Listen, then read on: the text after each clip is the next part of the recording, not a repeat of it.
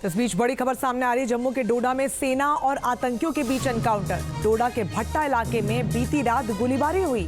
ये एक दूसरा इलाका है जहां पर ये एनकाउंटर चल रहा है। देसा में जो एनकाउंटर चल रहा था उसमें हमने 4 जवानों को खोया है। उधर डोडा के भट्टा इलाके में भी देर रात से गोलीबारी हो रही है। आतंकियों की तलाश में सर्च ऑपरेशन इस वक्त चलाया जा रहा है। जम्मू कश्मीर में डोडा जिले के देसा में आतंकियों की फायरिंग में सेना के कैप्टन समेत 4 जवान शहीद हो गए।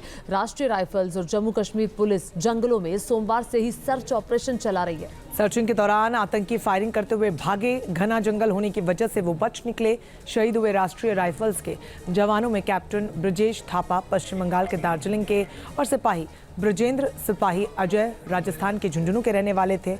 नायक डी राजेश की जानकारी सामने फिलहाल नहीं आई है। आतंकियों से निपटने के लिए घेराबंदी मजबूत कर दी गई है और उधर जानकारी आ रही है कि जवानों को मजबूत सपोर्ट देने के लिए इलाके में एक्स्ट्रा फोर्स को भी भेजा गया है, क्योंकि डोडा के ये जंगल काफी घने हैं और उसी की आड़ में आतंकी घात लगाए बैठे हैं। तो लगातार इसको लेकर तस्वीरें भी सामने आ रही है। आतंकियों को निशाना बनाने की कोशिश की जा रही है। जम्मू में वो निशाने पर, रियासी से लेकर नौशहरा कठुआ के बाद डोडा में आतंकी साजिश सामने आई। फिक्र की बात तो देखिए ये है कि पिछले 1 महीने में टेरर अटैक में 12 जवान शहीद हो गए हैं। कभी घाटी में खून खराबा करने वाले दहशतगर्द अब क्यों आखिर जम्मू के इलाके में कत्लेआम मचा रहे हैं, इस रिपोर्ट में देखिए।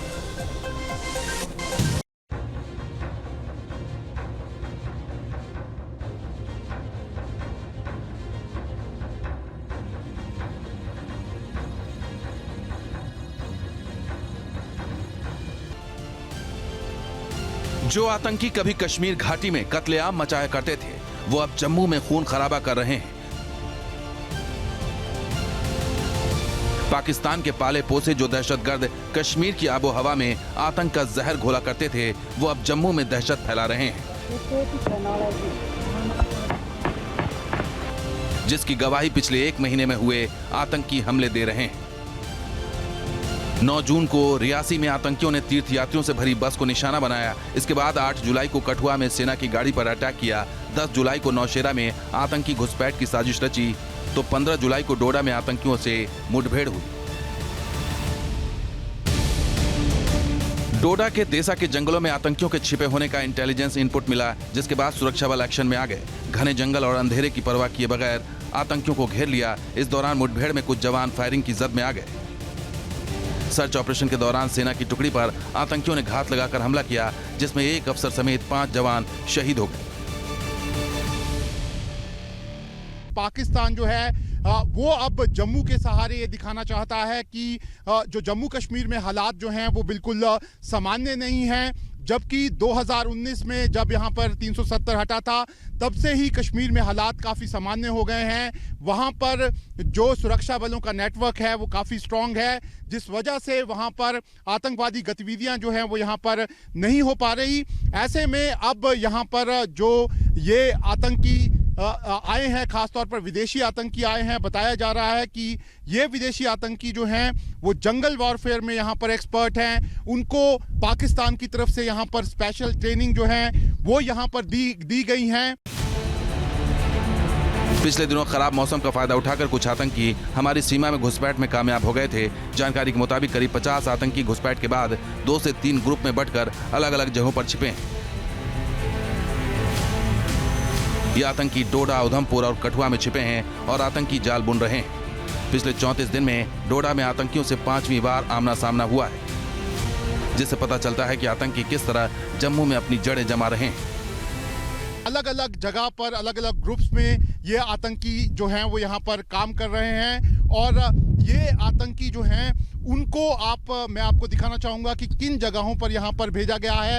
आप तस्वीरों में देख सकते हैं कि ये जो यहाँ पर जम्मू के अलग अलग इलाकों की टेरेन है, ये पहाड़ी टेरेन है और ख़ास तौर पर इस तरह की खबरें हैं कि ये जो ऊंचे ऊंचे पहाड़ हैं, इन्हीं के जो ऊपर के इलाके हैं वहाँ पर इन आतंकियों को वहाँ पर भेजा गया है और इस जगह पर जो आतंकी हैं वो लगातार अपने पाकिस्तानी हैंडलर्स के टच में हैं और यहीं से वो अलग अलग प्लानिंग्स जो हैं वो यहाँ पर सिक्योरिटी फोर्सेस पर हमला करने की यहाँ पर बना रहे हैं।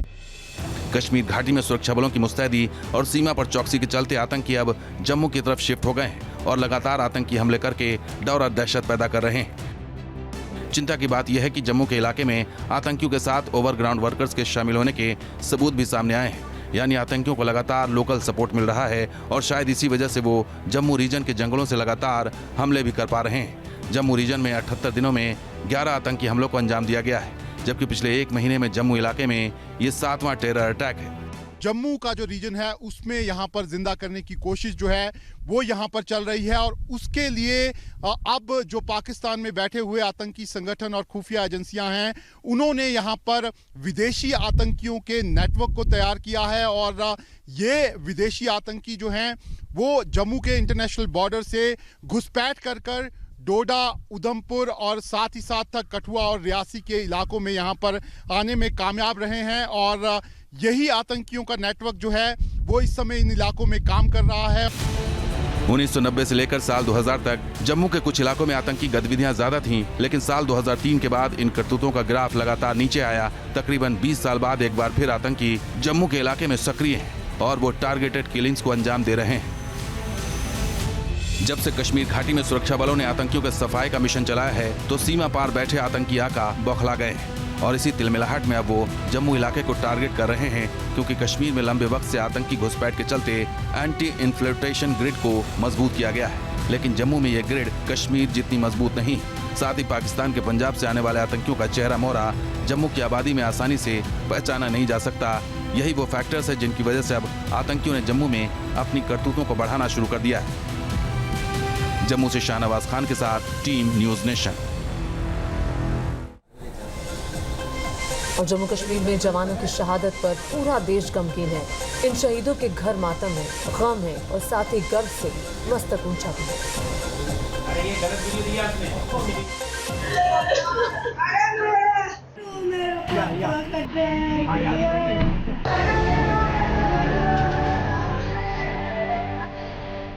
नमन है देश के लिए मर मिटने वाले जांबाजों पर, गर्व है देश के वीर सपूत बेटों पर। अब तो सिर्फ यादें वीर शहीद सपूतों की, साथ ही फख्र है देश के लिए हंसते हंसते जान कुर्बान करने वाले जवानों पर। जम्मू कश्मीर के डोडा मुठभेड़ में सर्वोच्च बलिदान देने वाले 4 जवानों को जम्मू कश्मीर के उपराज्यपाल मनोज सिन्हा ने जम्मू में भावभीनी श्रद्धांजलि दी। राजस्थान के झुंझुनू जिले के 2 सपूत डोडा में आतंकियों से लोहा लेते हुए शहीद हुए हैं। एक हैं भैसावता गांव के अजय सिंह नरूका और दूसरे हैं दुमोली गांव के विजेंद्र कुमार। दोनों शहीद के गांव में गम का माहौल है।